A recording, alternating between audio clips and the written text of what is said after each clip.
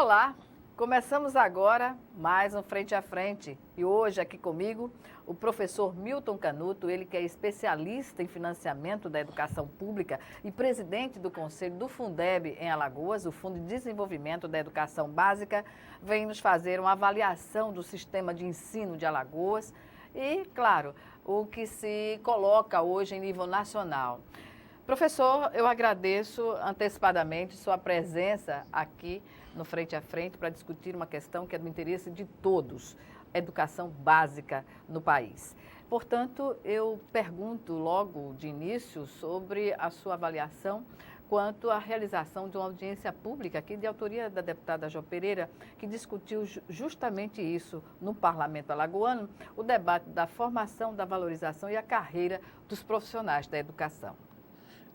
Na verdade, a sessão última, no último dia 12, teve como base de uma parte de várias sessões que deve acontecer para avaliar a implementação pelo Estado do Plano Estadual de Educação, em consonância com o Plano Nacional de Educação. E nesse debate do último dia 12, foi tratado exatamente a parte de formação, valorização e carreira, fazendo um contexto diante das metas que tratam especificamente da educação básica, que é a meta 15, 16, 17 e 18, que são as metas que traçam os mecanismos do regime de colaboração entre Estado e municípios, bem como a implementação de valorização profissional e formação. Foi uma sessão muito concorrida, nós encerramos às 8 da noite. Como sempre, né? Essas discussões O único fato lamentável que nós lamentamos o gestor específico do plano, de implementação do plano, não teve presente, que foi o caso do Estado, da Secretaria da Educação. Teve presente a Secretaria de Gestão Pública. Mas para tratar do que não teria como tratar da educação, dos problemas pedagógicos, dos elementos aí constituídos. Isso foi uma falta sentida, porque, na verdade, é o Estado que executa a política.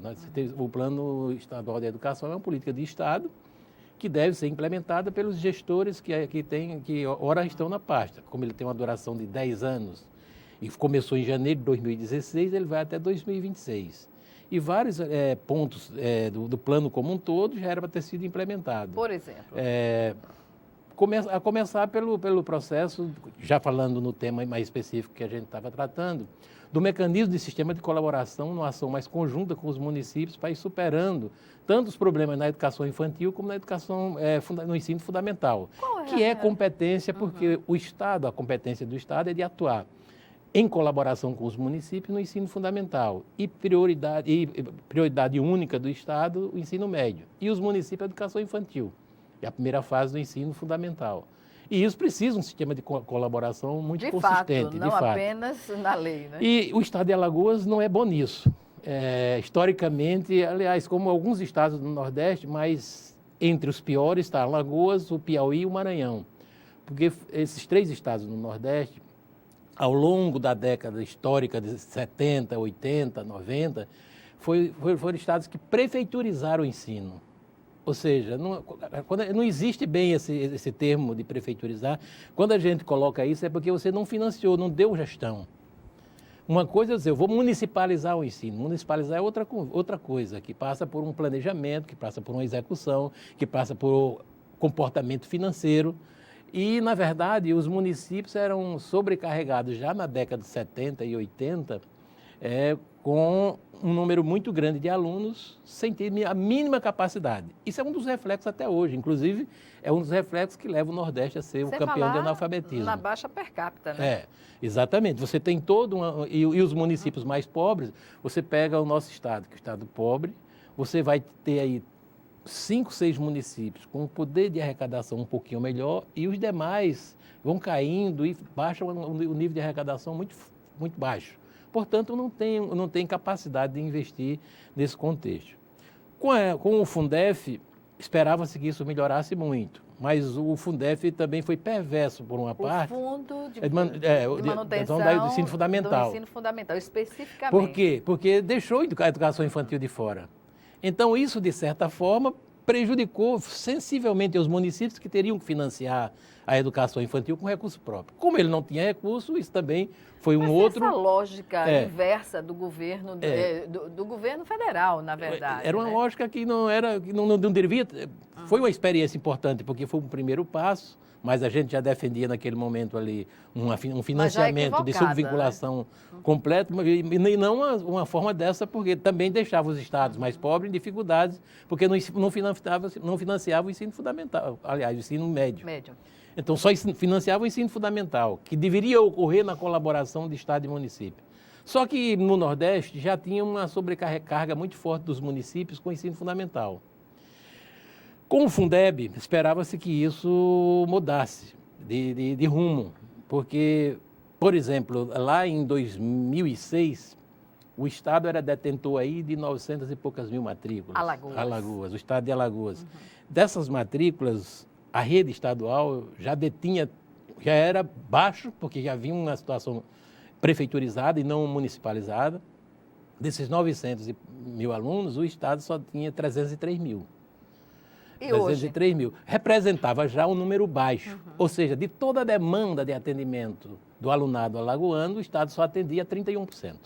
E hoje, como está essa relação? Esperava-se que com o Fundeb isso mudasse de lógica, porque o Fundeb passou a financiar o ensino médio e, portanto, o Estado teria mais capacidade financeira de gestão e financiamento e que melhorasse essa situação. Da mesma forma que um sistema de colaboração fosse tratado melhor e que equilibrasse a matrícula do ensino fundamental. Se inverteu. É lógico que você tem também a queda de aluno no global, mas o Estado não perdeu aluno no global da evasão ou da própria faixa, crescimento etário. Mas, distorção na idade séria. Mas assim, de 2006 para 2018, o Estado, que era detentor de 303 mil alunos, hoje só detém 178 mil. Ou seja, perdeu mais de 120 mil alunos ao longo desses 13 anos, na era Fundeb até agora. Qual é a causa? O que se estuda como causa desse déficit? Poderia-se dizer, não, é porque houve uma transferência natural para o município. Não, para isso tinha que ter uma política bem definida. Porque o Estado reduziu isso, hoje o Estado só detém 24,71% da matrícula alagoana. No final do ano de 2018. Esse ano ainda não está computado qual é o índice, mas também nesse mesmo patamar. Enquanto isso, os municípios estão sobrecarregados com 75,29%. A primeira lógica que se explica nisso é que essa política levou a uma penalização profunda aos municípios a aplicarem na educação infantil, que era a competência deles.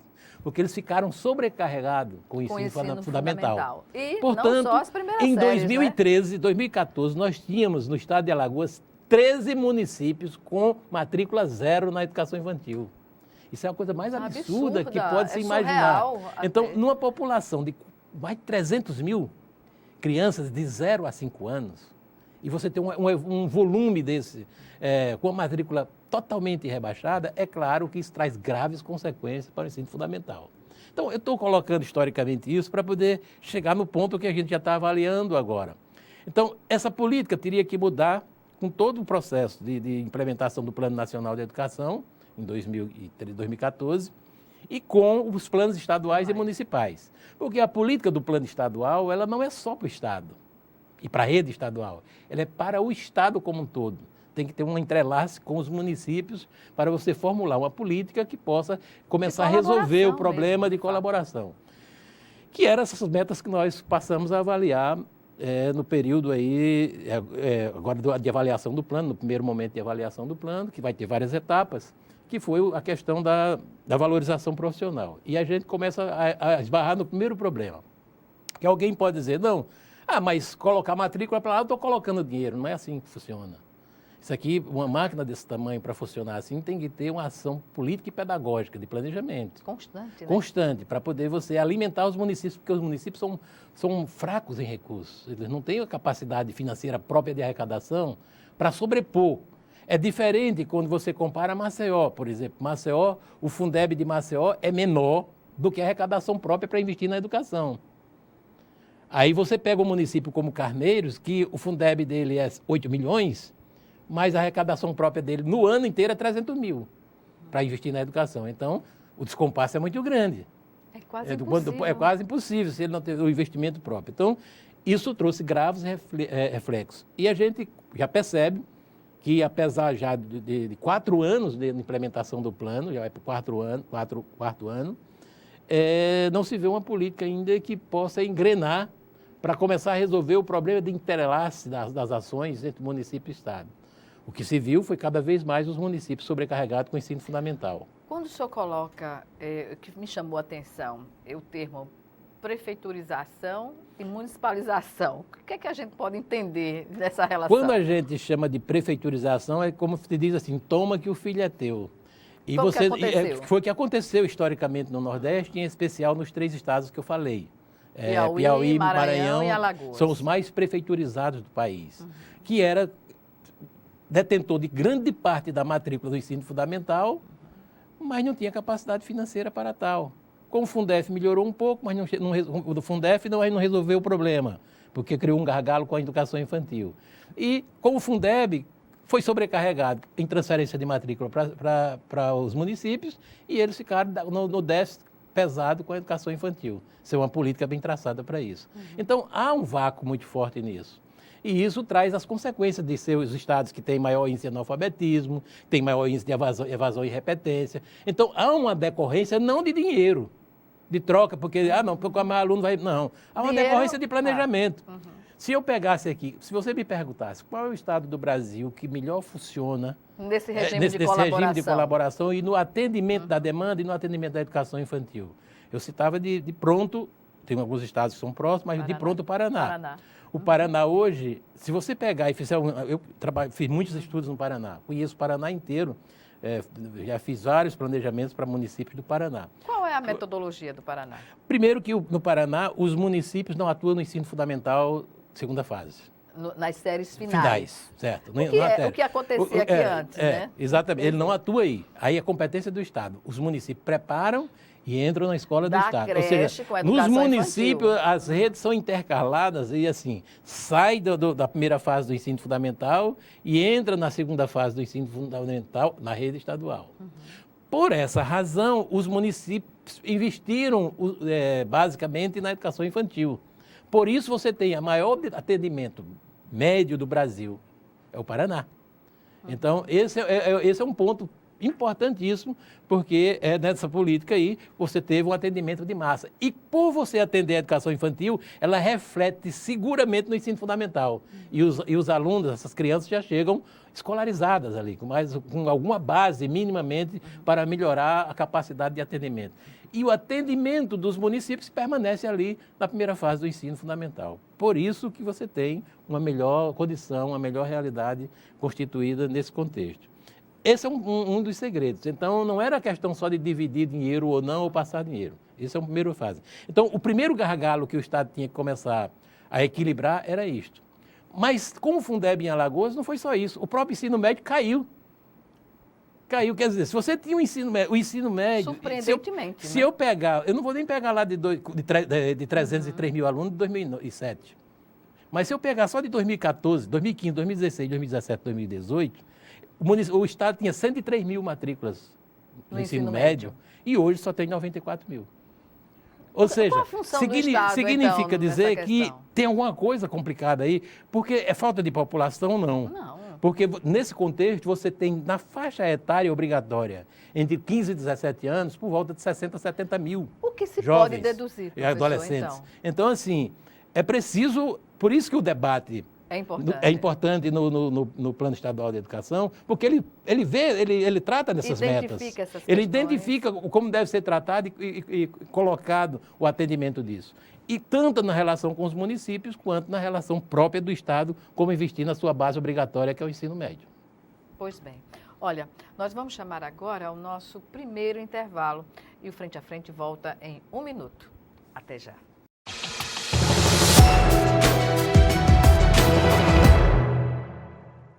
Somos independentes, somos Greenpeace. Batemos de frente com governos e empresas que roubam as riquezas do planeta. Acesse somosportodos.org e assine as petições. Faça parte dessa mudança já. Greenpeace. Somos por todos. Toda foto ele tá sorrindo. Ele é muito carinhoso, ele é tudo pra mim. Eu não me imagino viver sem ele. Era o caçula, tinha pouco tempo que tinha parado de mamar, então aquilo tudo parecia que era mentira, né? Uma criança daquele tamanho ia ter um câncer. O grande problema do câncer infantil é porque a grande maioria dos sintomas são muito parecidos com sintomas de doenças normais da infância. Existe, criança pode ter câncer, mas hoje não é mais uma doença fatal, é uma doença tratável. O diagnóstico foi rápido, a equipe médica deu todo o apoio e hoje a gente pode comemorar a vitória. Eu estou muito feliz pelo progresso dele, por tudo que ele anda agora fazendo e antes ele não podia fazer. Então agora ele está caminhando a cura dele. Falta pouco. É um amor, é uma vitória para mim e para ele.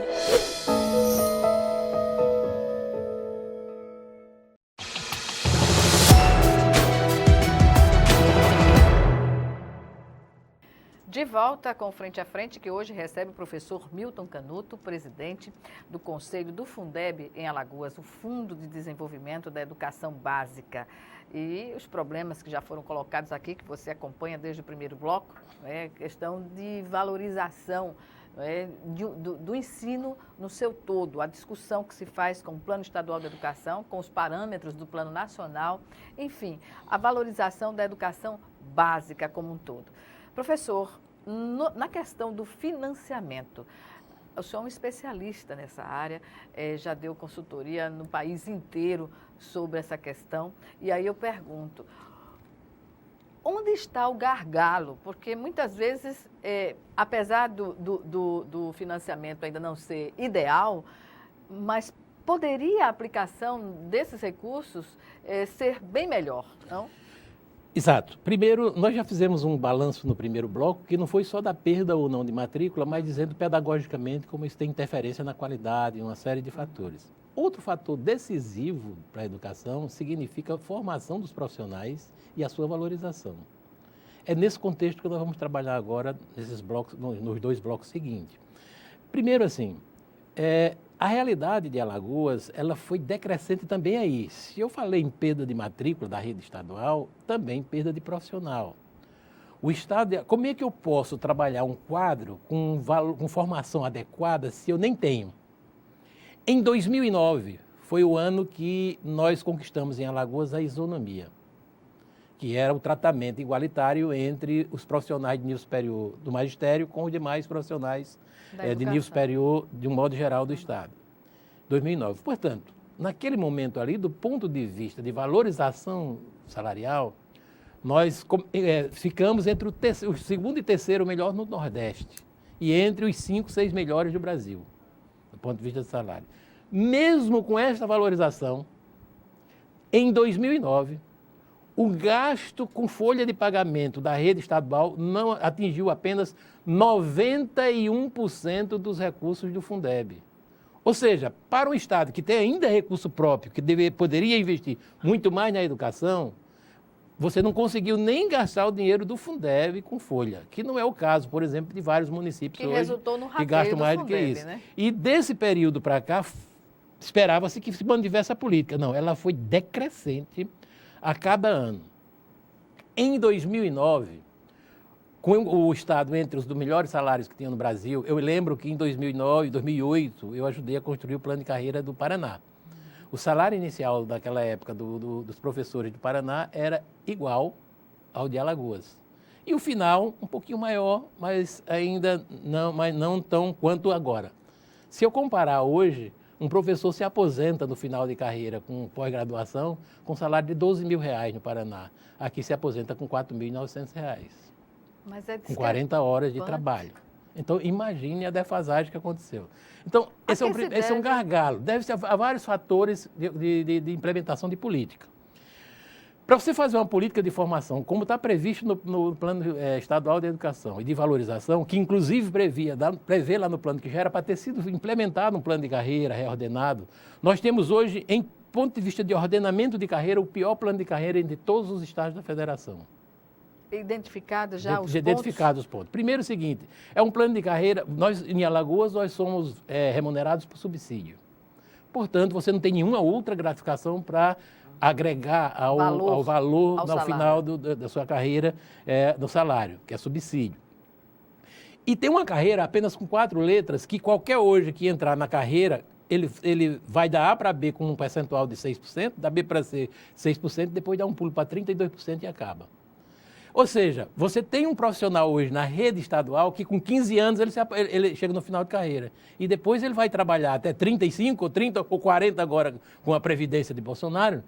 E qual é a motivação que ele tem? Nenhuma. Zero. Aí achatou isso tudo. Capacitação, aí, formação, se não bastasse, o que ocorreu nesse período? Em 2009, nós tínhamos 9.996 professores efetivos na rede. Hoje, nós temos 7.086 efetivos. Desses 7.086, mais de 2.000 fora da sala de aula, que é aqui, em direção, coordenação pedagógica, ou inclusive já com aposentandos, que pediram aposentadoria. Então, você tem 2.000 fora disso. Ou seja, na prática, você tem menos de 5.000 efetivos. Desses 5.000, 2.000 e poucos são remanescentes, são pessoas que entraram mais de 2007 para cá, na rede estadual, e os outros estão todos em fase de aposentadoria. Professor, com a desvalorização? Então, como é que você trata a valorização, formação para um profissional desse? Como é que você agrega valores, inclusive para fortalecer a Previdência? Pois é. Não tem como. É um saco sem fundo. Por essa razão é que, por incrível que pareça, o gasto com folha de pagamento, com rateio e tudo, cresceu de 2009 para 2019, 5,4%. Foi o tamanho de crescimento da folha dos efetivos. Em compensação, a folha de monitores, aí de tratamento paralelo, de serviços prestados, cresceu 660%. Parece uma política Ou de seja, saiu de uma privatização, folha de 17 mil para 130 mil. Então, há um descompasso nisso. Uma porque você não distorção grande de prioridade. E mais grave ainda é porque quando você fala dessa distorção de pessoal, você vai avaliar que nesse pessoal hoje, dos que estão na efetividade, que são do quadro, a grande maioria estão em fase próxima à aposentadoria. Ou seja, o Estado se esvaziará rapidamente também desses profissionais. Sem ter se planejado para isso também. E isso ocorrendo é que veio o achatamento. E mais grave, quando eu falei do salário aqui, lá em 2009... Lá no Paraná? Não, lá atrás, aqui em Alagoas, quando a gente conquistou a isonomia, a diferença entre um profissional de nível superior e o profissional de nível médio do magistério, na modalidade normal, era de 114% no salário inicial. E hoje? 21%. Mais desvalorização, Sim, não é? Ou significa que foi assim. O Fundeb, o piso, a partir da sua implementação real em 2009, cresceu até 2019 166%. Os professores de nível superior tiveram, nesse período, 51% de reajuste. Então, está explicado como é que hoje você... Isso está explicado porque é que a folha caiu tanto, dos professores do nível superior. Ou seja, a desvalorização. Então, você perde a motivação, perde tudo nesse contexto, com um quadro desse tamanho e de desvalorização dessa forma. E vai faltar profissional, apesar do déficit de alunos, mas é uma... E aí vem um outro problema, porque se você não tem profissional, como é que você vai investir na qualidade, na formação e num planejamento a longo prazo? Porque eu preciso ter um planejamento a longo prazo para saber como é que eu vou atuar com essa mão de obra, como é que eu vou qualificar essa mão de obra e como é que ela vai atuar. Aí como é que eu vou fazer isso no planejamento futuro se eu estou com emergente? Pessoas que só podem passar um contrato de 2 anos, não podem renovar, tem uma série de empecilhos legais que impedem aí a prestação de serviço. O senhor falou em empecilhos legais. Existem metas constitucionais que não são cumpridas também, né? E que podem resultar, melhor dizendo, em judicializações quando não há diálogo nesse trato, não é? Qual é a realidade? Bem, a realidade hoje é aqui. Você tem no quadro, efetivamente na sala de aula de professores da rede, efetivo, menos de 4.000, certo? 4.000 e pouco. E monitores você tem quase 5.000. Então você já tem uma precarização muito ali. Você sabe qual é que diz a meta? Que até 2018, 2019 era para estar 90% efetivo. Ou seja, a inversão do quadro. Então né? você já viu que não tem cumprimento nenhum aí, nem de balanceamento. De dizer, não conseguimos, mas nós estamos perseguindo e temos tal política para conseguir nivelar as metas que estão lá estabelecidas. Professor, as metas do plano, não é? e do Fundeb estão colocadas aí para o fundo da existência dele até 2020, mas há, tramitando no Congresso também, uma outra proposta, não é isso? Nós temos, o Fundeb acaba em 2020. Se acabasse essa política, fecharia para balanço todos os municípios do Nordeste. Não, fecharia, na verdade, quase 4.500 municípios. Você tem dos 5.570 municípios, hoje, por volta de 800 que teria vida própria. Teria capacidade financeira de, com a sua arrecadação, arcar a educação. Só. O restante, nenhum. E no Nordeste, pior. E aqui em Alagoas, muito pior ainda. Porque, como aqui está prefeiturizado, se eu tirar, por exemplo, o Fundeb, os municípios não sobrevivem. Eles terão vida... Simplesmente não vão assumir, né? Não, para você ter uma ideia, em 98 eu tive a oportunidade de construir um projeto piloto de plano de carreira para todos os municípios de Alagoas. Implementei. O município de Carneiros, por exemplo, em 98, não estava no instante não, ali atrás, em 98, quando a implantação do Fundeb, um professor ganhava R$20. E uma merendeira, uma serviçal, ganhava R$6. Se você me perguntar, e se acabasse o Fundeb hoje e mandasse os municípios ir arcar com a educação? Estaria no mesmo patamar proporcional daquela realidade de 98. Ou seja, um município não teria capacidade hoje de pagar R$300, R$400 de salário. Não teria. Porque o descompasso é grande.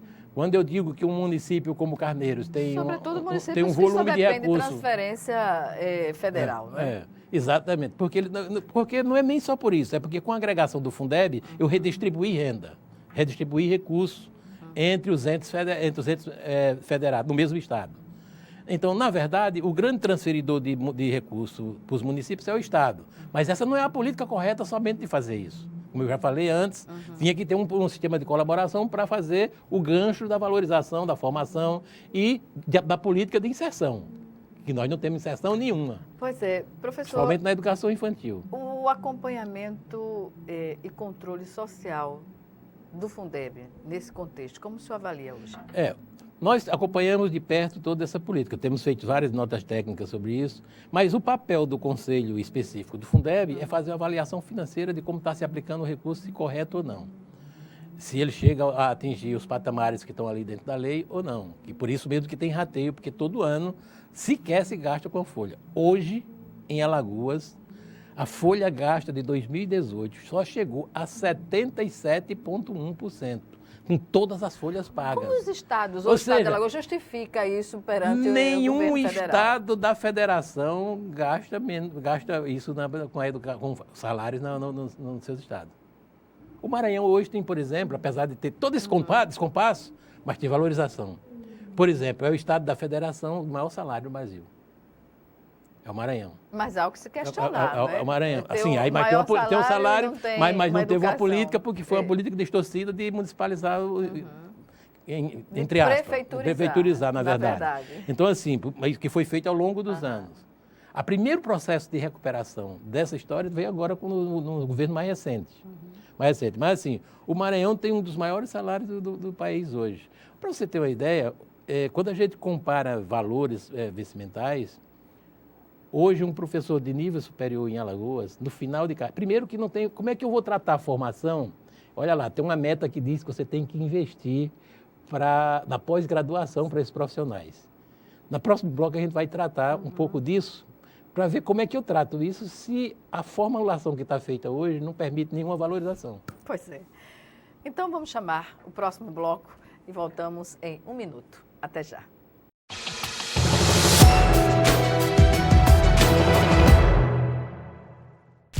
O dinheiro que se gasta com o desperdício de água e luz poderia ser usado para construir escolas. Seja consciente. Seu consumo transforma o mundo. Instituto Acatu, pelo consumo consciente. Há mais de 40 anos, um grupo de médicos criou uma organização de emergência médico-humanitária capaz de oferecer ajuda às pessoas em meio a desastres naturais, epidemias ou guerras, atendendo os mais necessitados sem se importar com raça, religião ou ideologia. Hoje, Médicos Sem Fronteiras envia equipes totalmente preparadas para responder a emergências por todo o mundo. Nossos profissionais são financiados por pessoas como você e eu. Conheça-nos, participe, apoie, porque juntos chegamos mais longe.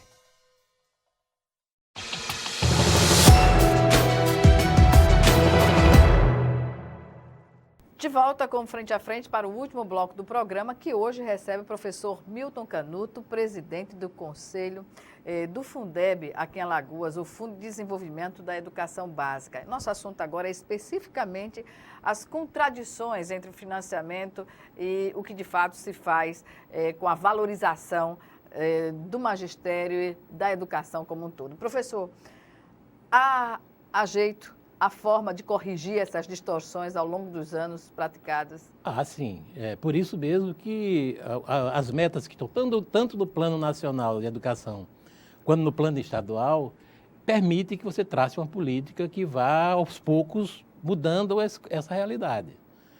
Uma das primeiras questões que eu acho que tem que ser visto, né, é rever toda a política de valorização do Estado, que hoje é de um desastre total, porque, como eu já falei anteriormente, os professores, a partir de 15 anos, eles já estão no final de carreira e não tem mais nenhum centavo de valorização. E como é que você faz, se você não tiver reajuste? Então você passa um ano ou dois sem... professor? Pode resultar, porque já existe uma coisa concreta, eles abandonam a profissão daí.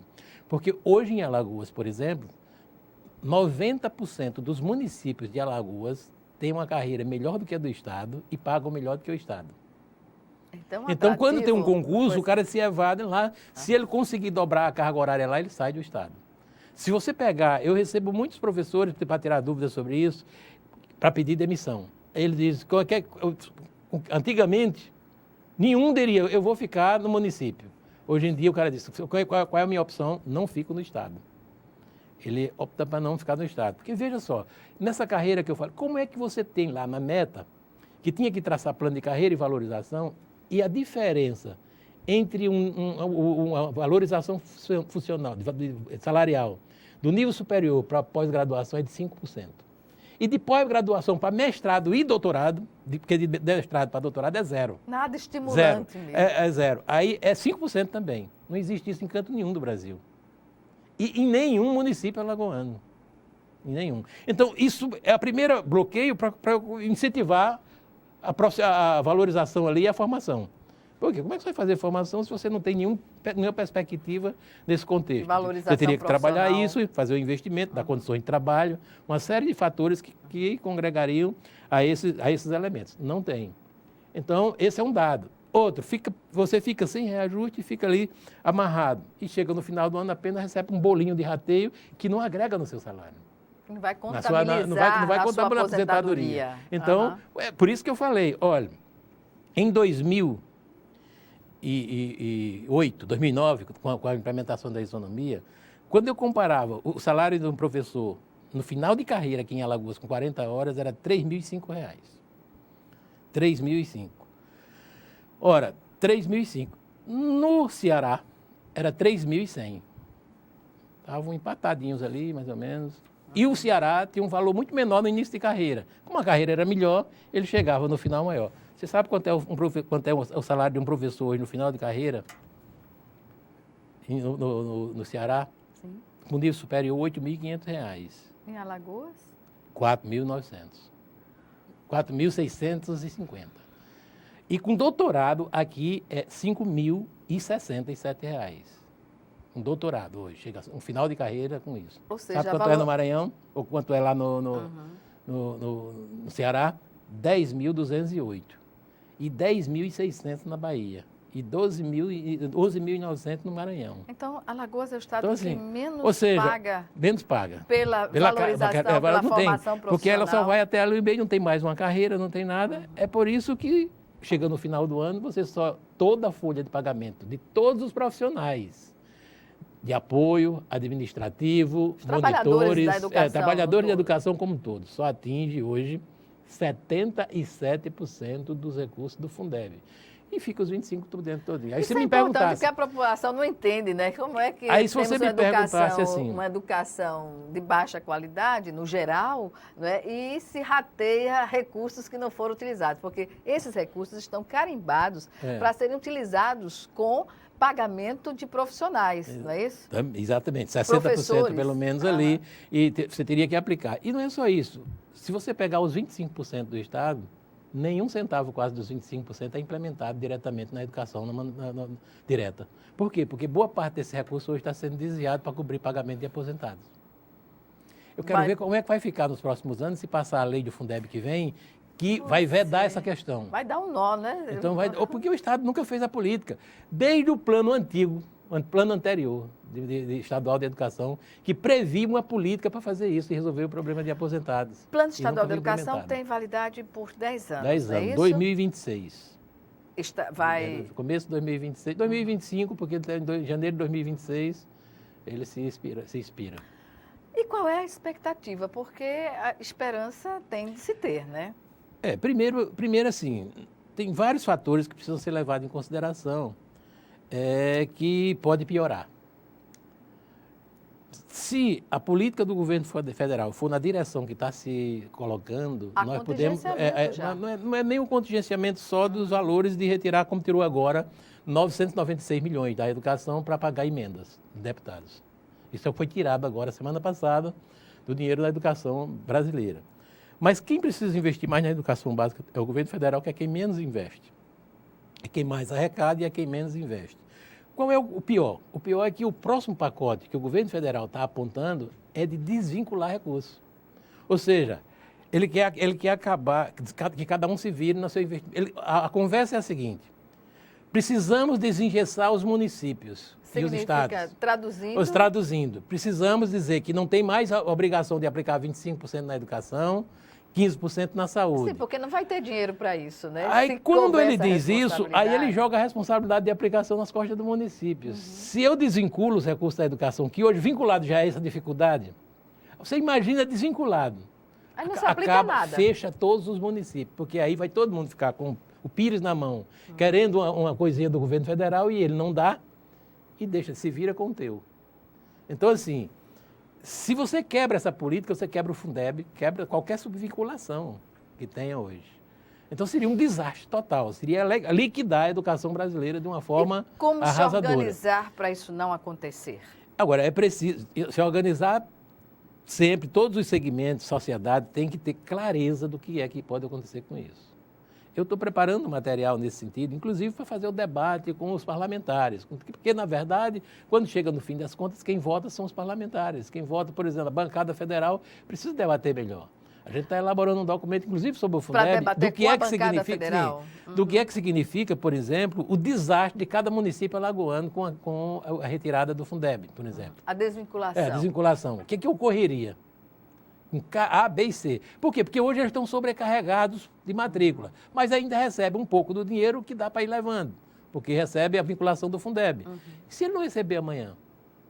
Como assumir essa responsabilidade sozinho? O desastre é total, imediato. É o efeito dominó. O efeito dominó. Né? E todos os municípios, nenhum se salvaria aqui.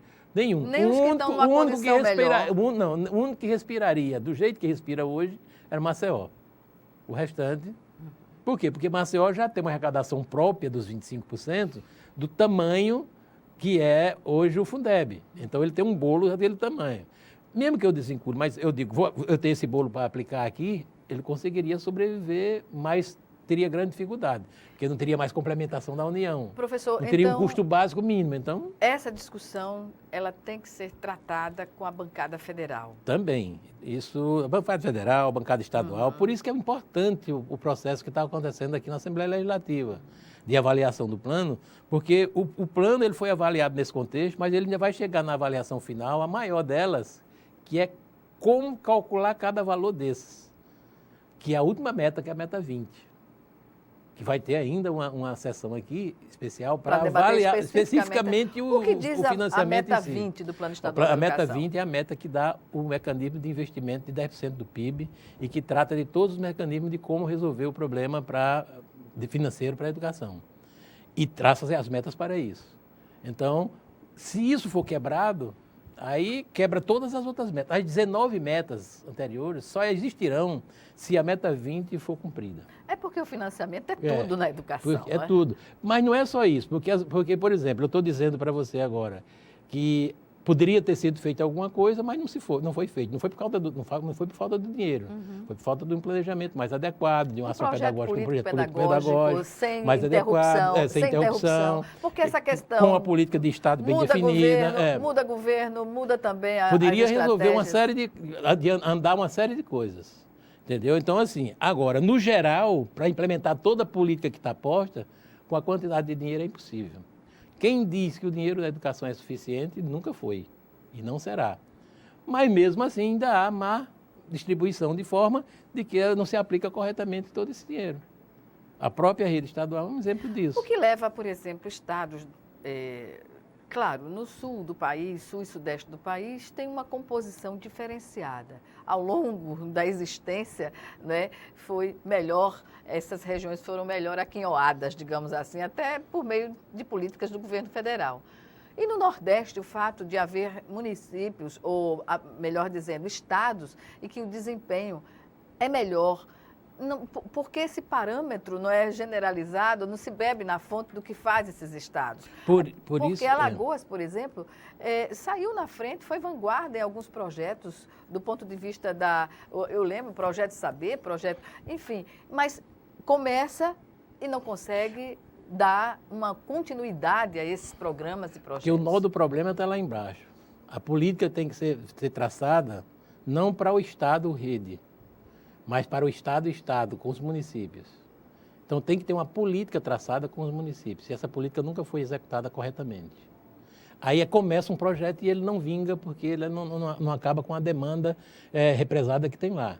Porque tinha que ser feito um projeto que começasse do 0 aos 17 anos. Que envolvesse todas as modalidades de todas as ensino. modalidades. E você tem uma política traçada. Porque se você espera que cada ente, com o volume que está, trace cada município, não consegue fazer isso. Não tem condições para isso. Então, precisava ter uma política macro, direcionada para o Estado. Então, esse é o primeiro elemento. Um outro elemento importante é que o novo Fundeb, ele aponta um pouco para resolver essas distorções. Porque a proposta que está em processo para votação, se ela for votada com alguns pontos que estão colocados lá, ela não vai tratar mais a diferença, porque hoje o município muito pobre, ele está com o mesmo custo-aluno baseado, que tem um custo-aluno diferente. Para você ter ideia, o custo-aluno de Roraima é quase o dobro daqui no Fundeb. A gente tem que acabar com isso. Se Roraima recebe R$5.000 por um custo-aluno mínimo, o município de Carneiro e o município de Água Branca, ou o município de Monteirópolis, ou qualquer um outro desse pequeno, teria que receber o mesmo 5.000. Então, essa é porque você tem que traçar um patamar igual para o Brasil. E aí, quem é que vai receber mais? Aquele município mais pobre. Perdão, professor. Aquele município mais pobre, que está ali precisando daquele valor aluno maior. Então, esse é o processo para poder você reverter um pouco da distorção que tem hoje. Que hoje é uma distorção ainda muito grande. Até aqui no Nordeste. Para você ter uma ideia, por exemplo, Sergipe, todos os municípios de Sergipe recebem mais do que os municípios de Alagoas, 20% no Fundeb. Pois é, professor. Estamos no minuto final da nossa entrevista. Algumas considerações, infelizmente, né? Estamos no minuto final da nossa entrevista. Primeiro, agradecer o espaço, que é um espaço muito importante, um debate longo que dá para a gente desmiuçar muita coisa, e dizer o seguinte, que é fundamental a participação da sociedade nesse processo. O Plano Estadual de Educação e o Plano Nacional de Educação têm um papel preponderante para a implementação de uma política de Estado. E esse debate que ocorre aqui na Assembleia Legislativa, nas sessões de avaliação que está ocorrendo, é fundamental a participação da sociedade civil organizada. E conclamar aqui que o Estado também venha para dentro desse debate, porque nós precisamos somar forças para resolver todo esse passo que nós temos. Bem lembrado, professor. Portanto, participe das audiências públicas relacionadas aos temas da educação. Eu agradeço mais uma vez a sua participação e agradeço também ao telespectador que nos assiste e até o nosso próximo Frente a Frente.